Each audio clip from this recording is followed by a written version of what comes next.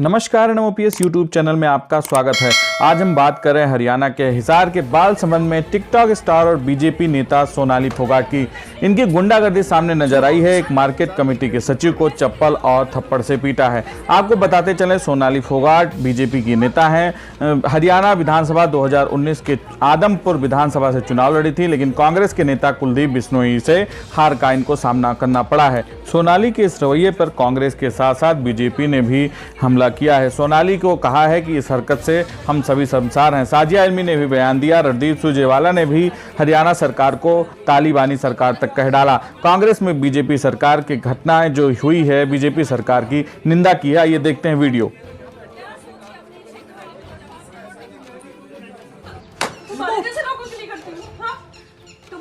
गालियां सुनने के लिए करती हूँ क्या? हमें सम्मान से जीने का अधिकार नहीं है। हराम जाने तुम लोगों को जीने का अधिकार नहीं, तुम लोगों को। हाँ जी, क्या होगा? सर मैं तो जो काम का नोट कर लिए, जो भी काम का बहन जी ने। सामने दो वीडियो वायरल होते नजर आए हैं। पहले वीडियो में सोनाली फोगाट चौकी पर बैठे व्यक्ति को चप्पल से पीट रही हैं। अब शब्दों का इस्तेमाल कर रही हैं। कहती हैं तुम लोगों को जीने का अधिकार ही नहीं है।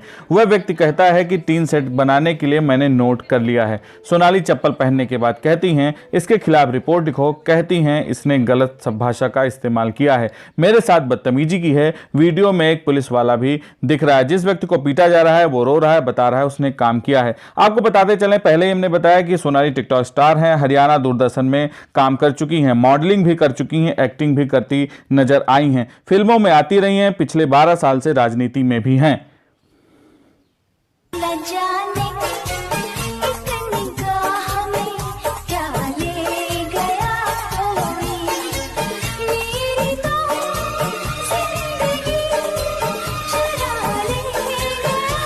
टिकटॉक स्टार बीजेपी के लिए कई सारे चुनाव में प्रचार प्रसार कर चुकी हैं। लोकसभा स्पीकर सुमित्रा महाजन से काफी इंस्पायर्ड है। लोकसभा चुनाव लड़ना चाहती थी। एक इंटरव्यू में उन्होंने कहा था कि बचपन से सोचती थी समाज के लिए कुछ अच्छा करने का। अब सार्वजनिक मंच पर सरकारी कर्मचारी को चप्पल और थप्पड़ से मारती नजर आ रही हैं। एक सब इंस्पेक्टर ने कहा है कि ये जो महिला है कानून से ऊपर नहीं। अगर पुलिस ने गलती भी की थी तो उसे कानून सजा देता। आप जज साहब नहीं है, मुकदमा तो तुम जैसी औरत पर होना चाहिए। सरेआम ऐसा कांड किया। अगर मौके पर मैं होती तुम्हारी औकात दिखा, स्त्री होने का फायदा लेना भूल जाती तुम।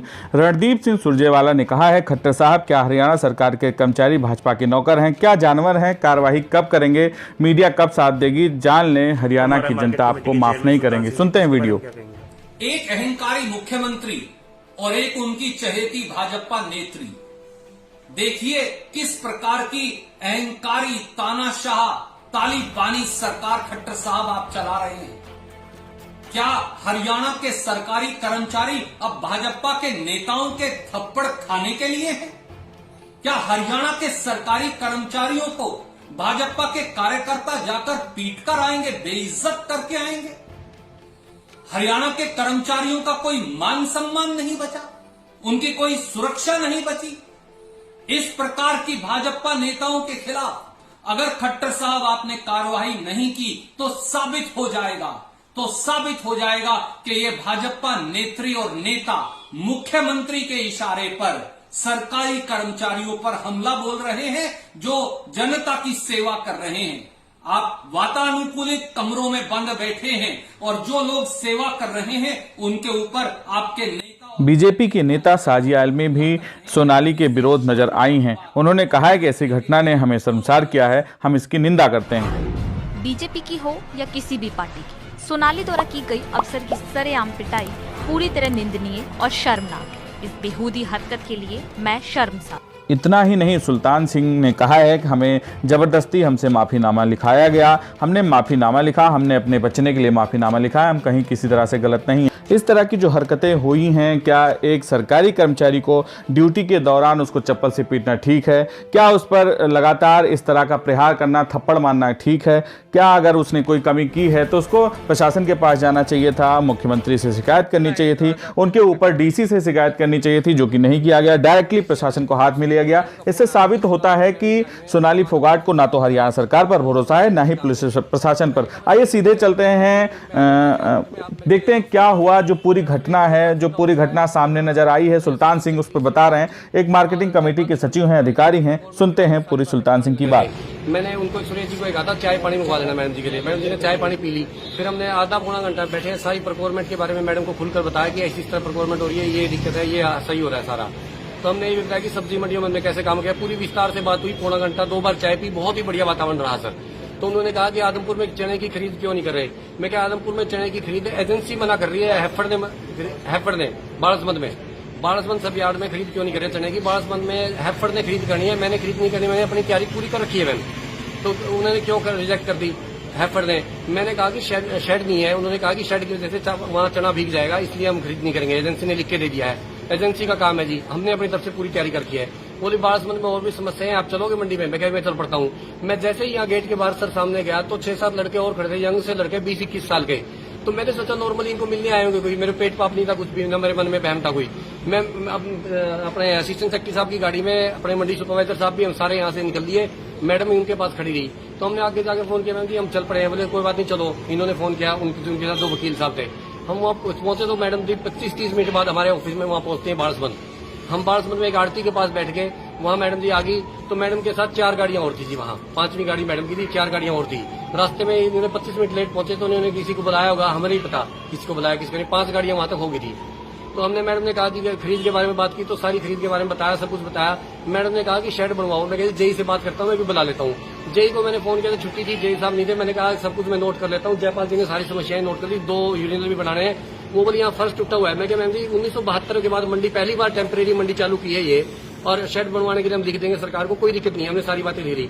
तो मैडम जी एक बोले एक तरफ आओ आप, उनके साथ 2 आदमी और थे, बोले शेड की तरफ आओ। जहाँ 10-15 कदम हम गए तो वो बोले सब पीछे हट जाओ और अकेले बात करेंगे मैडम इनसे। तो मैंने फर्श के बारे में बताने लगा। उन्होंने कहा कि मेरी तरफ मुंह करके बात करो। मैंने मैडम की तरफ जैसे देखा, मैम जी इसी तरह फर्श बनवा देंगे।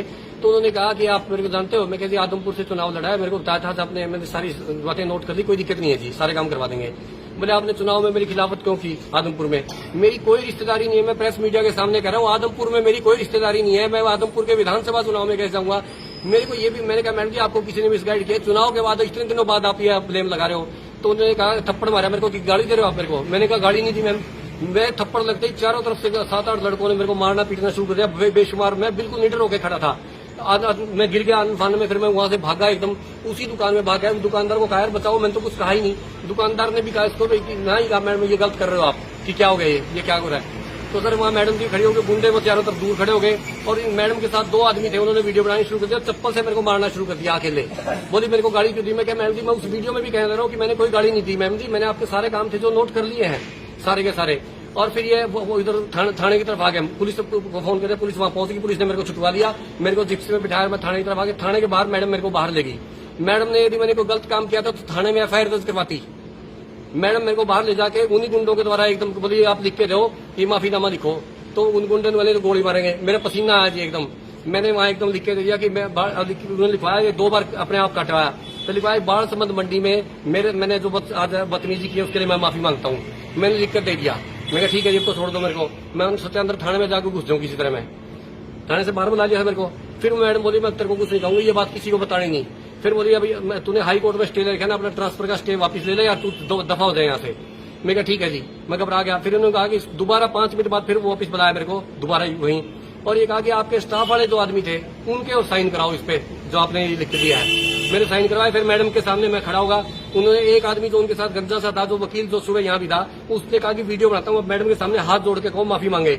मैं बंदूक की होकर जब सब कुछ करता हूँ, जब एक आदमी फंस रहा हूँ तो मैंने हाथ जोड़ के कहा माफी मांगता हूँ उसमें। उसके बाद मैं बचा के अपना बचाव करके थाने में चलेगा। थाने वालों ने मेरे को रोटी खिलाई।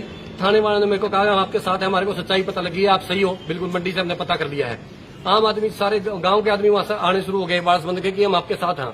मगर अब सरकार के दबाव में, सोनाली मैडम के दबाव में आके नहीं खुल के नहीं आते, हम सबके साथ है सारे आदमी। वहां से सारे कर्मचारी यूनियन, सारे प्रेस के साथियों, दिल्ली से सब जगह से फोन आया कि हम आपके साथ हैं, आप घबराओ मत। मेरे को यह था कि जान में मारने की धमकी देकर गई थी वो, मेरे को रास्ते में मरवा दे। तो मैं थाने से निकला नहीं अब तक, जब तक मेरे सारे साथी वहां पहुंच गए तो मैं उनके साथ आया हूं। मैं तो आपने पुलिस को शिकायत दी, क्या कहा? मैंने पुलिस में सारी यही लिखित में जो आपको बताया, सारी यही लिखित में पुलिस को शिकायत दे दी है और पुलिस डिपार्टमेंट ने कहा कि हम कार्रवाई करेंगे। एसपी साहब ने वायदा किया कि कार्रवाई करेंगे, कोई टेंशन नहीं, आप घबराओ मत, आप ऑफिस में जाओ। मैं कहती मेरे को मार न दें, मुझे आप टेंशन मत लो कोई भी किसी किस्म की। जब वीडियो में चप्पल मारने का जो वीडियो वायरल हुआ उसमें पुलिस के अधिकारी भी सामने खड़ी दिखाई दे रहे सर उसी वक्त आए थे वो, जब दोबारा पहले तो मेरे गुंडों ने वहां मैं कहता रहा हूँ शेड की जगह कुट्टा था। जब मैं वहां से बुरी तरह भाग के आ गया, मेरे को उल्टी भी लगी है और मैं वहां बैठा भी हूँ कुर्सी में, तब मैडम ने चप्पल मार के अपने आदमियों से वीडियो बनानी शुरू की और वो बार बार कहती रही मेरे को। पुलिस उस वक्त हो गया, पुलिस ने छुटवा दिया था मेरे को। पुलिस ने ये भी कहा है पुलिस डिपार्टमेंट के साथियों कि मैडम आप गलत कर रहे हैं, तो अब यदि आपको कोई समस्या तो आप लिख कर दें थाने में। पुलिस ने ये भी कहा है जी, पुलिस डिपार्टमेंट ने बहुत बढ़िया रोल अदा किया। पुलिस ने कहा तो मैडम आप मार क्यों रहे हैं और यदि आपको इनसे कोई गलती है तो आप थाने में एप्लीकेशन दें। तो अब आप क्या कार्रवाई चाहते हैं पुलिस से? मैं न्याय चाहता हूँ जी कि मैं कोई भी अधिकारी कैसे काम करेगा। मैं 24 घंटे काम कर रहा हूँ, आप प्रेस के मीडिया सारे साथी देख रहे हैं मेरे को हर रोज कि मैं लगातार कितना काम कर रहा हूँ। मैं थाने में रोटी खाई आज।